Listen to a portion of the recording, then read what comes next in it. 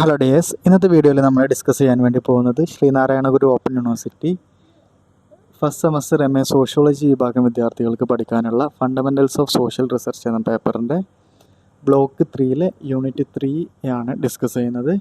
Criteria of data, validity, reliability and representativeness. അതായത് ഡാറ്റയുടെ മാനദണ്ഡങ്ങൾ അതിനെക്കുറിച്ചാണ് ഇതിൽ പഠിക്കാനുള്ള 3 പ്രധാനപ്പെട്ട കൺസെപ്റ്റുകളാണ് റിസർച്ചിനെ സംബന്ധിച്ചിടത്തോളം. അതിലൊന്നാമതാണ് പ്രധാനമായിട്ടും ഫസ്റ്റ് പറയുന്നത് ക്രൈറ്റീരിയ ഓഫ് ഡാറ്റയുടെ മാനദണ്ഡങ്ങൾ. ഒന്നോ അതിലധികമോ നിരീക്ഷണ യൂണിറ്റുകളിൽ നിന്നുള്ള മൂല്യങ്ങളുടെ കൂട്ടത്തിനെയാണ് റിസർച്ച് ഡാറ്റ എന്ന് പറയുക. അതിലൊന്നാണ് ഒബ്സർവേഷണൽ യൂണിറ്റ്. വിവരങ്ങളോ നിരീക്ഷണങ്ങളോ നൽകുന്ന ഒരു സ്രോതസ്സാണിത്.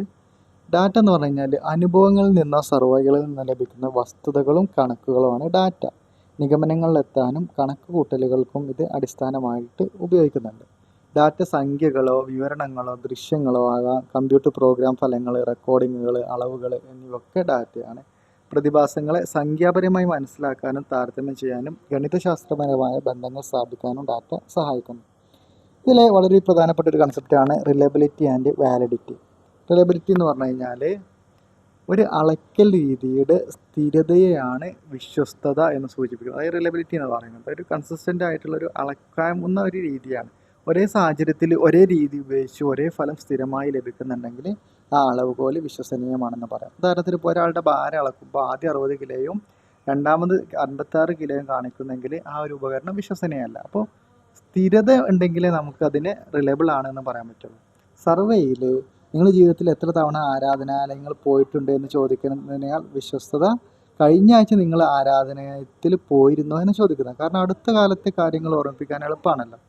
ഒരൊറ്റ നിരീക്ഷകൻ മാത്രമുള്ളപ്പോൾ സബ്ജക്റ്റിവിറ്റി വിശ്വസ്തതയെ ബാധിക്കാം. ഒന്നിലധികം നിരീക്ഷകരുണ്ടെങ്കിൽ ഓരോരുത്തരുടെയും മനോഭാവം വ്യത്യസ്തമായതിനാൽ ഉത്തരങ്ങളിൽ മാറ്റം വരാം. അറിയാത്ത കാര്യങ്ങളെക്കുറിച്ച് ചോദിച്ചാലും ആളുകൾ വ്യത്യസ്തമായിട്ടുള്ള ഉത്തരങ്ങൾ നൽകിയേക്കാം. ഇനി വിശ്വസ്തത ഉറപ്പാക്കാനുള്ള മാർഗങ്ങൾ, ചില മെത്തേഡുകൾ, ടെക്നിക്കുകളുണ്ട്. ഒന്ന് ടെസ്റ്റ് റീടെസ്റ്റ് മെത്തേഡ്. ഒരേ അളവ് ഒന്നിലധികം തവണ നടത്തുക. സമയത്തിനനുസരിച്ച് അളവുകോലിൽ സ്ഥിരത പരിശോധിക്കാൻ ഇത് സഹായിക്കും. സ്പ്ലിറ്റ് ഹാഫ് രീതി. സങ്കീർണമായിട്ടുള്ള സാമൂഹിക ആശയങ്ങൾ, ഇപ്പോൾ ഈ മുൻവിധി, അന്യവൽക്കരണം അളക്കാൻ ഇത് ഉപയോഗിക്കുന്നു. ഉദാഹരണത്തിന് 10 ചോദ്യങ്ങളുണ്ടെങ്കിൽ അവയെ 5 വീതമുള്ള 2 സെറ്റുകളായി തിരിക്കുക. 2 സെറ്റുകളും ഒരേ ഫലം നൽകുന്നുണ്ടെങ്കിൽ വിശ്വസ്തതയുണ്ട്. ഇൻ്ററേറ്റർ റിലയബിലിറ്റി. വ്യത്യസ്ത നിരീക്ഷകർ ഒരേ കാര്യം അളക്കുമ്പോൾ ലഭിക്കുന്ന ഫലങ്ങളുടെ സ്ഥിരത. Internal consistency. അളവുകോലിൻ്റെ തന്നെ സ്ഥിരത പരിശോധിക്കുന്നത്. മറ്റൊരു കൺസെപ്റ്റാണ് വാലിഡിറ്റി. ഒരു രീതി അളക്കാൻ ഉദ്ദേശിക്കുന്നത് തന്നെയാണ് അളക്കുന്നത് എന്നതിനെയാണ് സാധുത എന്ന് പറയുന്നത്. അളവുകോലിൻ്റെ ഒരു ആക്യുറസിയാണിത്. കണ്ടെത്തലുകൾ ഉയർന്ന സാധുതയുള്ളതാണെങ്കിൽ അവ സാമൂഹിക യാഥാർത്ഥ്യത്തിൻ്റെ യഥാർത്ഥ സവിശേഷതകളെ കൃത്യമായിട്ട് പ്രതിഫലിക്കുന്നു. സാമൂഹ്യ പദവി അളക്കുന്ന സൂചിക രാഷ്ട്രീയ നിലപാടിനെയല്ല അളക്കേണ്ടത്. വിശ്വസനീയമല്ലാത്ത ഒരു രീതിക്ക് സാധുത ഉണ്ടാവില്ല. സാധുത വിലയിരുത്താൻ വിശ്വസ്തതയേക്കാൾ ബുദ്ധിമുട്ടാണ്. കാരണം മറ്റ് പ്രസക്തമായിട്ടുള്ള ഡാറ്റയുമായോ സിദ്ധാന്തവുമായോ താരതമ്യം ചെയ്താണ് സാധുത കണക്കാക്കുന്നത്. ഇനി ഒരുപാട് ടൈപ്പ് വാലിഡിറ്റികളുണ്ട്. ഒന്ന് കൺസ്ട്രക്റ്റ് വാലിഡിറ്റി. അളക്കുന്നത് നിലവിലുള്ള തിയറിയോടും അറിവിനോടും എത്രത്തോളം ചേർന്ന് നിൽക്കുന്നു എന്നത്. മറ്റൊന്ന് കണ്ടൻറ് വാലിഡിറ്റി. അളവുകോല് ആശയത്തിൻ്റെ എല്ലാ വശങ്ങളെയും എത്രത്തോളം ഉൾക്കൊള്ളുന്നു എന്ന്. Criterion validity. ഫലം അതേ ആശയത്തെ അളക്കുന്ന മറ്റ് സാധുവായ അളവുകോലുമായിട്ട് എത്രത്തോളം യോജിക്കുന്നു എന്നത്. മറ്റൊന്നാണ് ഡാറ്റ റെപ്രസെൻറ്റേറ്റീവ്നെസ്. ഡാറ്റ പ്രാതിനിധ്യം. ഒരു സാമ്പിളിൻ്റെ മൊത്തത്തിലുള്ള സവിശേഷതകൾ അത് തിരഞ്ഞെടുക്കപ്പെട്ട ജനസംഖ്യയുടെ സവിശേഷതകളോട് അടുത്ത് നിൽക്കുന്നുണ്ടെങ്കിൽ അതിനെ പ്രാതിനിധ്യ സ്വഭാവം എന്ന് പറയും. അതായത് ഒരു സാമ്പിൾ എടുത്തു കഴിഞ്ഞാൽ അതിൻ്റെ മൊത്തത്തിലുള്ള സവിശേഷതകൾ നമ്മളിപ്പോൾ ഒരു പോപ്പുലേഷൻ തിരഞ്ഞെടുക്കുമല്ലോ, അതിൽ വേണ്ട അതിനോട് അടുത്ത് നിൽക്കുന്നുണ്ടെങ്കിൽ അതിനെയാണ് റെപ്രസെൻറ്റേറ്റീവ്സ് എന്ന് വിളിക്കുക. ഇപ്പോൾ ജനസംഖ്യയിൽ 50% സ്ത്രീകളാണെങ്കിൽ സാമ്പിളിൽ ഏകദേശം 50% സ്ത്രീകളുണ്ടായിരിക്കും. എല്ലാ കാര്യങ്ങളിലും പ്രാതിനിധ്യം ആവശ്യമില്ല. പഠനത്തിന് പ്രസക്തമായിട്ടുള്ള ഗുണങ്ങളിൽ മാത്രം മതിയാവും. Probability sampling. ജനസംഖ്യയിലെ എല്ലാ അംഗങ്ങൾക്കും തിരഞ്ഞെടുക്കപ്പെടാൻ തുല്യ അവസരം നൽകുന്ന രീതിയാണ് ഇത്.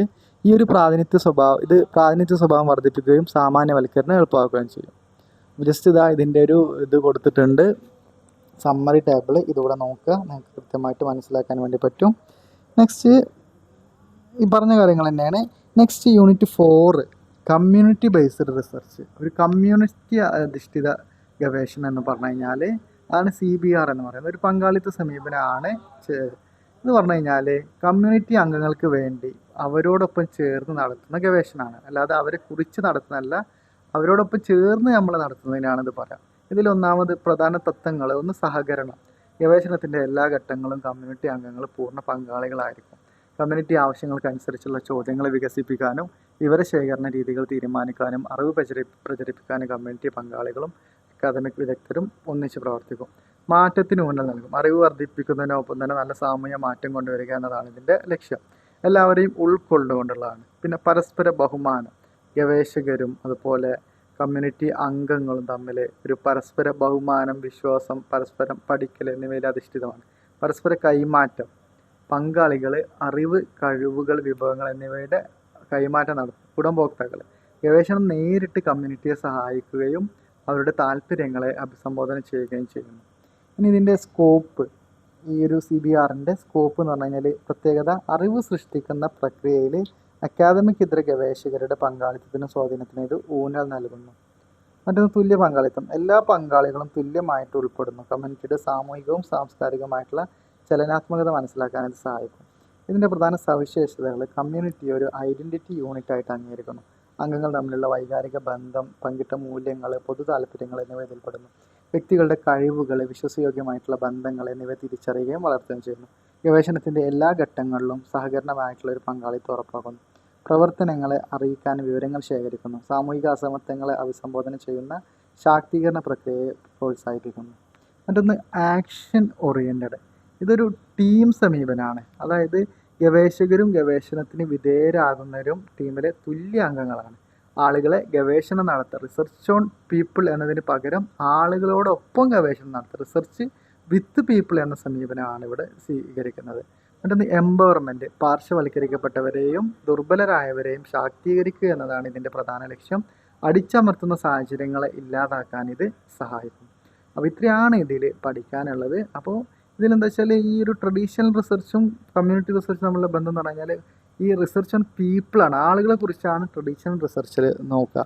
എന്നാൽ കമ്മ്യൂണിറ്റി CBRൽ പൊതുവെ എന്താണ്, ആളുകളോടൊപ്പം അവർക്ക് വേണ്ടിയിട്ടുള്ളൊരു ഗവേഷണമാണ്.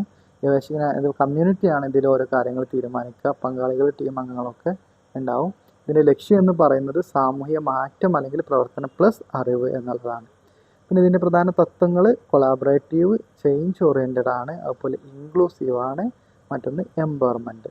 അപ്പോൾ ഇത്രയാണ് ഈ ഒരു 2 യൂണിറ്റുകളിലായിട്ട് നമുക്ക് പഠിക്കാനുള്ളത്. അപ്പോൾ 2 യൂണിറ്റും കൃത്യമായിട്ട് പഠിക്കുക. ഇതിലൊരു പക്ഷേ ഈ കമ്മ്യൂണിറ്റി ബേസ്ഡ് റിസർച്ച് കഴിഞ്ഞ പരീക്ഷയ്ക്കൊക്കെ ലോങ് എസ്സേയിലൊക്കെ വന്നിട്ടുണ്ട്. അപ്പോൾ അതൊന്ന് നോക്കി വെക്കുന്നത് നന്നായിരിക്കും.